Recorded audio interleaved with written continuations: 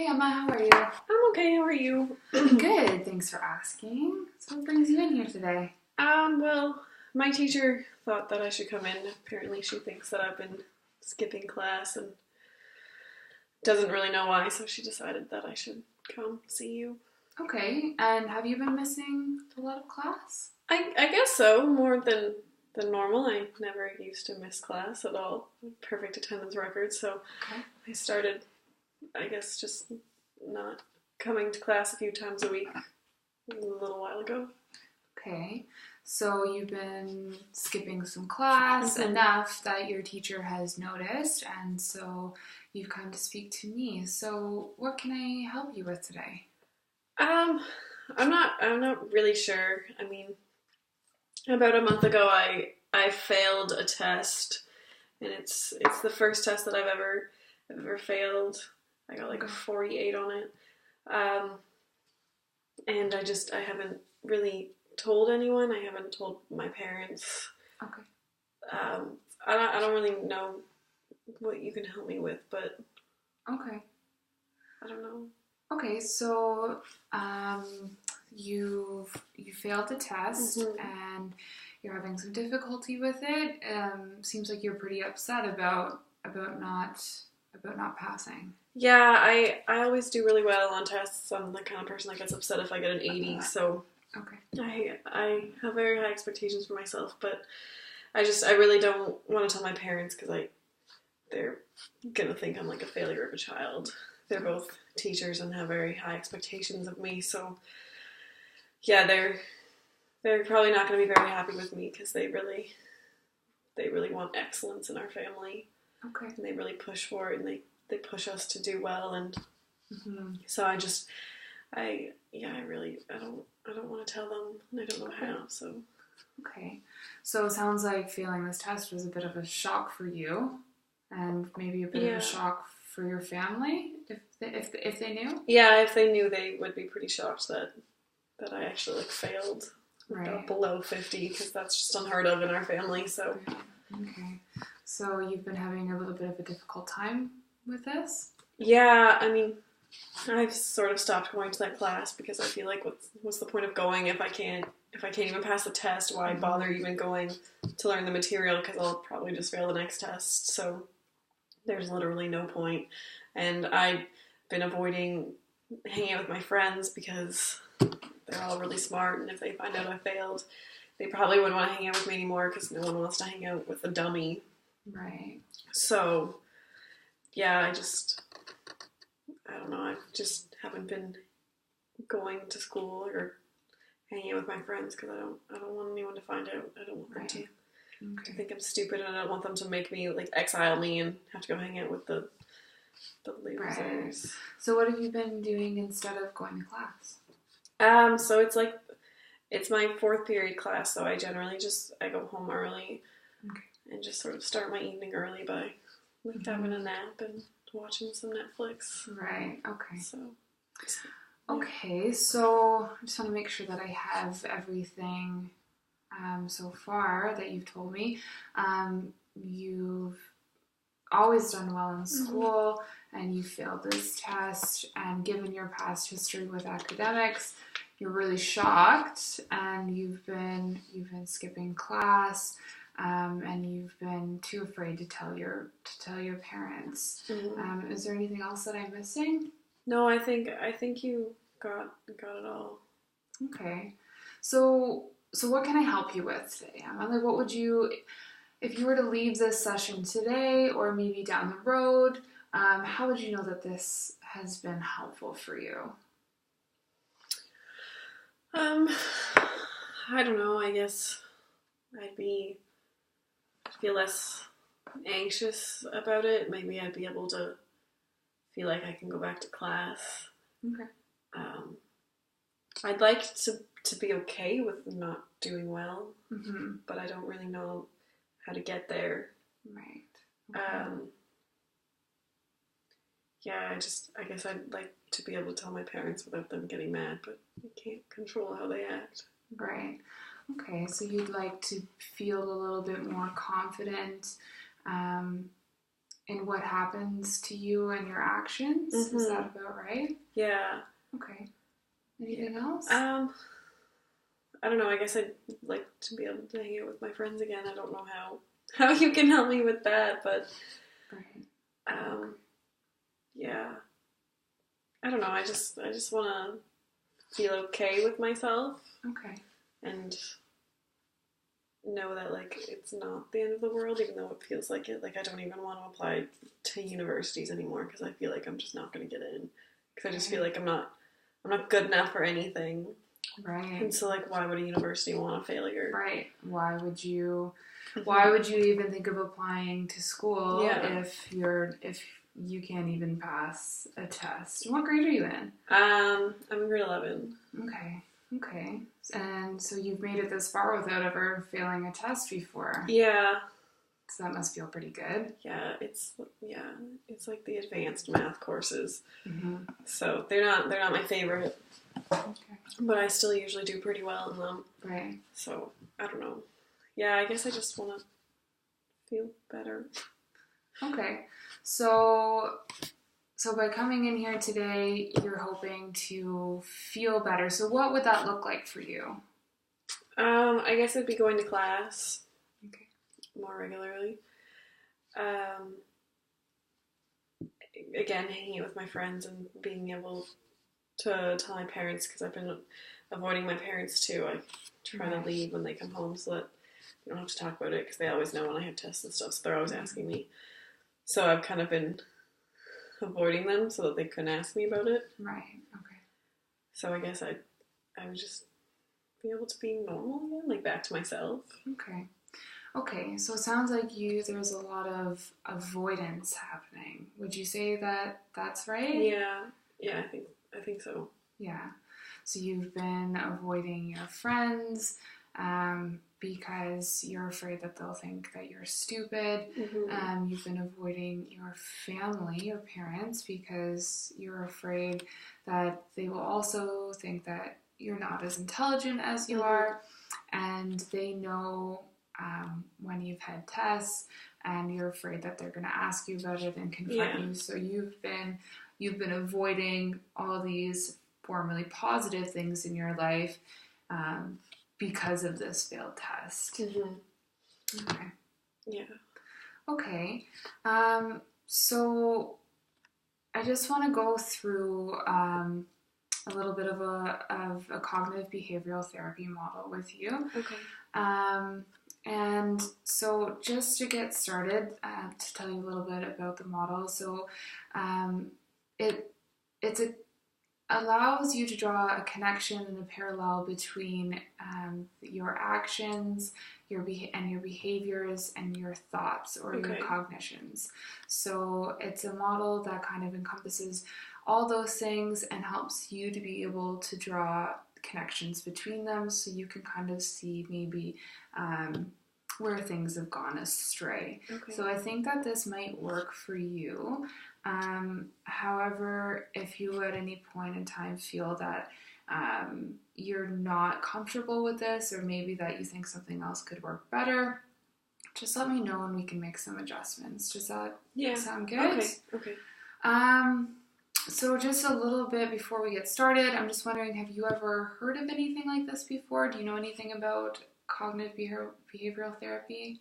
We touched on it in the class last semester, but not very much. So no. In depth. Do you want to tell me a little bit about what you know about it? We didn't really learn much. Just sort of what you said about how like our thoughts and behaviors are connected. That was, she didn't go in depth about it at all. Okay, well, you definitely got that right. So like I said, it is a little bit about your thoughts and cognitions and how those influence your behaviors, and how your behaviors influence your thoughts, cognitions, and your feelings. So it's kind of like a full circle effect. Everything's interconnected, and what X affects Y affects X kind of thing. It all goes back and forth. So there is behavior, so an ABC model. So I just have them written down here. So the A stands for the activating event. So we sometimes call that an antecedent or a trigger. Okay. Okay. So, and then we're just going to move over here to the C. So that's the consequences. So the activating event and the consequences of that activating event. So that could be your behavior, your actions, or your feelings. Okay. And then the B. So it does. We can kind of go back and forth and work interchangeably between these three. So the B is for your belief or the story that we tell ourselves. Okay. Does that make sense so far? Yeah. What the three ABC stand for? Yeah.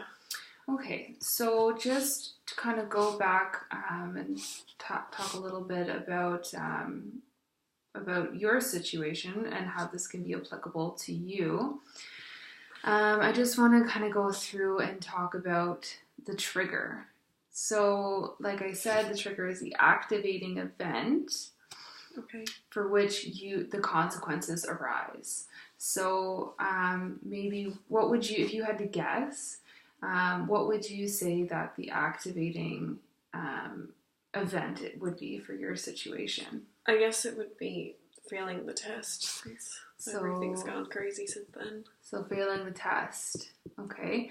So then you just said everything's gone crazy since then. So we're just going to narrow that down a little bit, but so we'll just put that in there for the consequence. So everything's gone crazy. So we're just going to break that down a little bit. So what would you say has gone crazy? Well, I've been skipping that class. So skipping school. Okay. Anything else? I've been avoiding hanging out with my friends. So avoiding hanging out with friends. Okay. Anything else? I've been avoiding my parents. And avoiding parents. Okay. I've also been struggling to study for other tests that are coming up next week because of my fear of failing those ones as well. Struggling with other classes. And so you said you have fear of failing other tests. Yeah. So just to get into a little bit, so that's some good behavioral consequences. Okay. So you said you've got fear of failing other tests. Yeah. So that gets a little bit into the feelings. So you'd say fearful, is that right? Yeah. Anything else for the feelings? Anxious of feeling? Yeah, definitely. So anxiety. So whenever you say anxious, what does that look like for you? Like, what do you mean? Like how does that make you feel whenever you say you're anxious? Because it can look a little bit different for everyone. I don't know. I guess I just my thoughts go crazy. I get that like feeling in the pit of my stomach, and I get a little shaky at the thought of thoughts racing, and you're shaky. Like my heart pounds, and I sweat a little bit sometimes. Heart pounding. So these are definitely all some physical manifestations of anxiety, right? So sweaty. So whenever you're anxious, so what is it exactly that you're anxious about, would you say? So your thoughts are racing, you're fearful. I guess just like failing again, and then like if I fail this test, then maybe I'll fail the next one and the next one, and then if I do apply somewhere, they won't accept me because I'm a failure. Okay. My parents might kick me out because I'm failing, and they don't want a failure of a daughter. Not accepting into university, getting kicked out from home. So we've got a lot going on here, definitely. So I'm just gonna want to come back to this. Okay. So yeah, sorry. no, don't apologize. It's good. So we've got lots to talk about. Would it be okay if we talked about this a little? Yep. Just after I finish going through this? Sounds good. Okay. So and then the belief, we've kind of talked about it here. So the belief, the story we tell ourselves would be, I'd say, the failure Okay. Not getting accepted into university, getting kicked out, your parents aren't going to love you anymore, your friends aren't going to want to be friends with you. So I'd say this step here, we just kind of pulled out from the consequence. So do you see how kind of they're connected there? Yeah. Okay. So just going back to the beliefs, so this is kind of what we're going to want to touch on. And to focus on here. So do you see that there's a little bit of a disconnect between something as simple as failing a test and how it's gone into this total avoidance strategy here based on the story that you tell yourself? Mm-hmm. So sometimes we can get a little wrapped up in dysfunctional beliefs. Okay. So there's nothing wrong with you. It's totally normal. But sometimes we can start to tell ourselves, for example, catastrophizing. You have something that happens and you rush to the worst case scenario. Okay. Which I think we've got a little bit going on here. Does that ring true for you at all? I think so. That makes sense. So you've gone from failing a test to not getting accepted into university, to getting kicked out of your home by your parents. So we're just going to kind of want to test some evidence for your beliefs here. Okay. So is there any evidence to support your parents kicking you out of the house for failing the test? Anything that's happened in the past? No. I mean, I guess they wouldn't kick me out, but they've been frustrated before when I've done poorly. Okay. And like my sister, she's not very smart. So she does poorly all the time, and they get mad at her. Right. And they ground her. So they've never grounded me, but I've never done as poorly as she has. Okay. And this test is kind of on the same level as her, if that makes sense. So right. Yeah, so definitely. They could ground me. Is that like what you mean for evidence? Yeah. So we're just gonna look at your fear is getting kicked out of the house of your parents for failing this test. And we're just gonna want to look at some evidence that supports the theory that your parents will kick you out if you tell them that you failed the test. Okay. So what percentage would you say the likelihood is of your parents kicking you out?